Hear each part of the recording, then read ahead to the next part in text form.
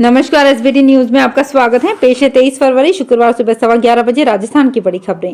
राजस्थान में मौसम का मिजाज हर दिन बदल रहा है। मौसम में बदलाव ने किसानों को चिंतित कर रखा है। करौली जिला मुख्यालय पर गुरुवार सुबह घने बादलों के बाद दिन की शुरुआत हुई। वहीं इस दौरान कुछ देर के लिए बूंदाबांदी भी हुई। इसके बाद दिन भर बादलों की आवाजाही बनी रही। इसके चलते तापमान में कमी आने से मौसम सर्द हो गया। दूसरी तरफ मौसम केंद्र ने कम वायुदाब क्षेत्र बनने पर गुरुवार को जयपुर समेत 6 से ज्यादा जिलों में हल्की बूंदाबांदी होने का पूर्वानुमान जताया है। 23 से 25 फरवरी के दौरान राज्य के अधिकांश भागों में मौसम मुख्यतः शुष्क रहेगा। सीकर शहर के वार्ड 18 के पास सुंदरनगर में गुरुवार को गंदे पानी का बांध टूट गया। इस कारण गंदा पानी पास से गुजर रहे सालासर हाईवे पर आ गया। करीब 10 दिन पहले भी बांध दूसरी साइड से टूटा था। इसके चलते लाखों रुपए की फसल बर्बाद हो गई थी। आसपास रहने वाले लोगों का कहना है कि सालों से ये समस्या चली आ रही है, लेकिन कोई स्थायी समाधान नहीं हुआ है। उच्चतम न्यायालय के मुख्य न्यायाधीश डीवाई चंद्रचूड़ ने गुरुवार को शीर्ष अदालत परिसर में आयुष होलिस्टिक वेलनेस सेंटर का उद्घाटन किया। न्यायमूर्ति चंद्रचूड़ ने इस अवसर पर कहा, मेरे लिए ये एक संतोषजनक क्षण है। मुख्य न्यायाधीश का पदभार संभालने के बाद से ही इसके लिए प्रयास कर रहा था।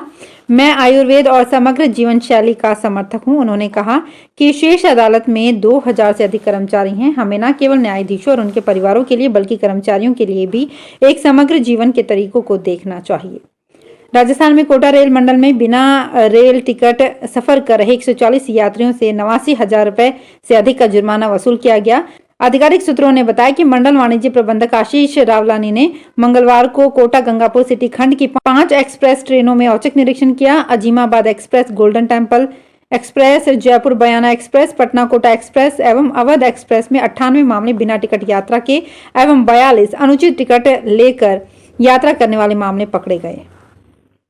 लोकसभा सांसद कुंवर दानिश अली ने केंद्र सरकार पर सरकारी एजेंसियों के दुरुपयोग का आरोप लगाते हुए गुरुवार को कहा कि किसान के बेटे का ऐसा उत्पीड़न देश की जनता बर्दाश्त नहीं करेगी। अमरोह से सांसद श्री अली ने जम्मू कश्मीर के पूर्व राज्यपाल सत्यपाल मलिक के आवास पर केंद्रीय जांच ब्यूरो के छापे पर कहा कि सरकारी एजेंसियों का दुरुपयोग किया जा रहा है। उन्होंने एक्स पर लिखा, आज के नए भारत में सत्यपाल मलिक जैसे ईमानदार और देशभक्त नेता को भी नहीं बख्शा जा रहा है।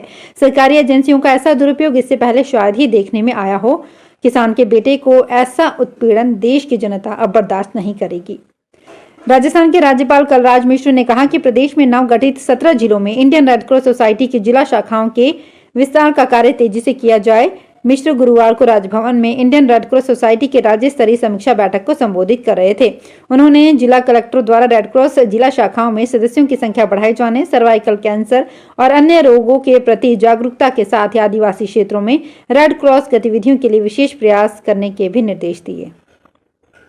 जयपुर से अयोध्या जाने वाली स्पाइस जेट एयरलाइंस की फ्लाइट संख्या 3421 गुरुवार को तकनीकी कारणों की वजह से रद्द हो गई। इसकी वजह से बड़ी संख्या में यात्रियों को परेशान होना पड़ा। इससे पहले मंगलवार को भी स्पाइस जेट एयरलाइंस की अयोध्या फ्लाइट को आखिरी वक्त पर रद्द किया गया था। ऐसे में 3 दिनों में 2 बार फ्लाइट रद्द होने की वजह से अयोध्या जाने वाले यात्रियों की नाराजगी बढ़ने लगी है। प्रधानमंत्री नरेंद्र मोदी ने गुरुवार को गन्ने की कीमतों में बढ़ोतरी के मंत्रिमंडल के फैसले की सराहना की। पीएम मोदी ने कहा, इस कदम से हमारे करोड़ों गन्ना उत्पादक किसानों को फायदा होगा। गौरतलब है कि प्रधानमंत्री की अध्यक्षता में बुधवार को केंद्रीय मंत्रिमंडल ने वित्तीय वर्ष 2024-25 के लिए गन्ने की कीमतों में बढ़ोतरी को मंजूरी दे दी, जिसे उचित एवं लाभकारी मूल्य के रूप में माना जाता है। पीएम मोदी ने आधिकारिक एक्स अकाउंट पर कहा, हमारी सरकार देश भर के किसान भाई बहनों के कल्याण से जुड़े हर संकल्प को पूरा करने के लिए प्रतिबद्ध है। गन्ना खरीद मूल्य में ऐतिहासिक बढ़ोतरी को मंजूरी दी गई है। इस कदम से हमारे करोड़ों गन्ना उत्पादक किसानों को फायदा होगा। राजस्थान के कोटा में उप क्षेत्रीय रोजगार कार्यालय में बुधवार को 1 दिवसीय कैंपस प्लेसमेंट शिविर में 25 आशार्थियों का प्राथमिक चयन किया गया।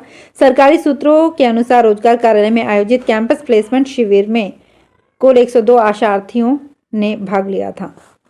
भरतपुर में पिछले 3 दिनों से मौसम बदला हुआ है। आसपास के इलाकों में बारिश भी हो रही है। ठंडी हवाएं लगातार चल रही है। बारिश और हवाओं के कारण किसानों को नुकसान हो रहा है। इस समय खेतों में गेहूं और सरसों की फसल खड़ी है।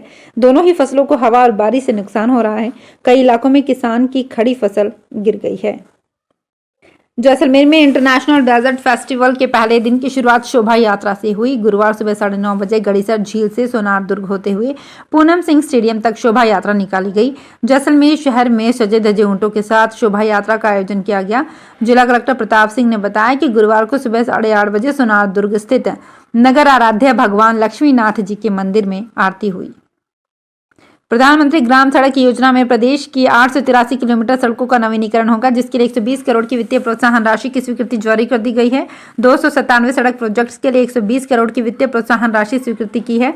उप मुख्यमंत्री और पीडब्ल्यूडी मंत्री दिया कुमारी ने कहा कि विगत 8 माह से ये स्वीकृति अटकी हुई थी, लेकिन हमारी सरकार ने इसकी ओर कदम बढ़ाए और मुख्यमंत्री भजनलाल शर्मा के नेतृत्व में राज्य सरकार के प्रयासों से स्वीकृति जारी हुई।